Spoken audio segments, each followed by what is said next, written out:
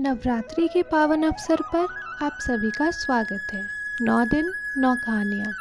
चलिए सुनते हैं नव दुर्गा की कहानियों में 7वें रूप माता कालरात्रि की कहानी। नवरात्रि का 7वां दिन माँ कालरात्रि को समर्पित है।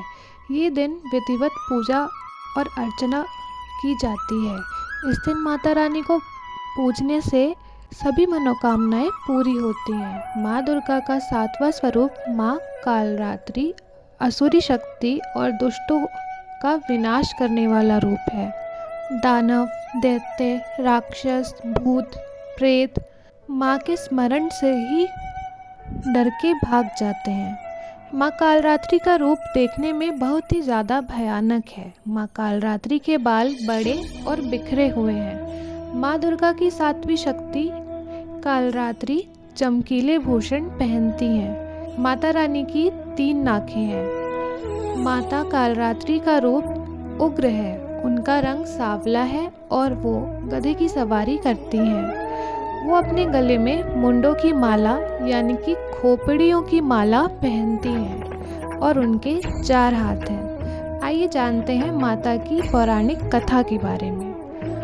जब शुंभ और निशुंभ और रक्तबीज जैसे राक्षसों ने तीनों लोकों में हाहाकार मचा रखा था, तब सभी देवता इससे चिंतित होकर शिवजी की शरण में गए और भगवान शंकर से सृष्टि की रक्षा के लिए प्रार्थना करने लगे।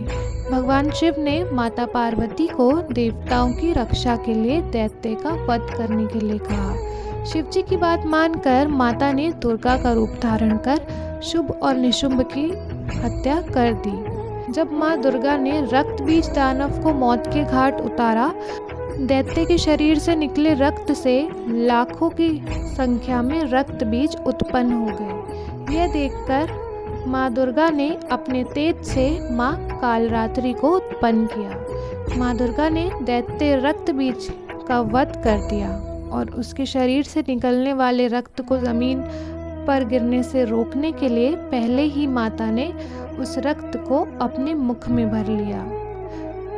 इस तरह माँ दुर्गा ने दैत्य राज की सभी रूप का गला काटते हुए उनका वध कर दिया। या देवी सर्वभूतेषु माँ कालरात्रि रूपेण संस्थिता नमस्तस्यै नमस्तस्यै नमस्तस्यै नमो नमः।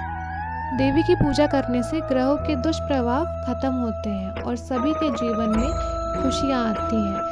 ये देवी अपने भक्तों की सभी मनोकामनाएं पूरी करती हैं और उनकी सभी बाधाओं को दूर करती हैं। माँ कालरात्रि को गुड़ का भोग लगाकर उसे ब्राह्मण को दान करने से शोकों से मुक्ति मिलती है। सभी प्रकार के संकटों से भी रक्षा होती है। तो ये थी माता कालरात्रि की कथा। आपको ये कहानी कैसी लगी कमेंट सेक्शन में ज़रूर बताएं। मिलते हैं अगली वीडियो में नव दुर्गा के नए रूप के साथ। नवरात्रि की हार्दिक शुभकामनाएं।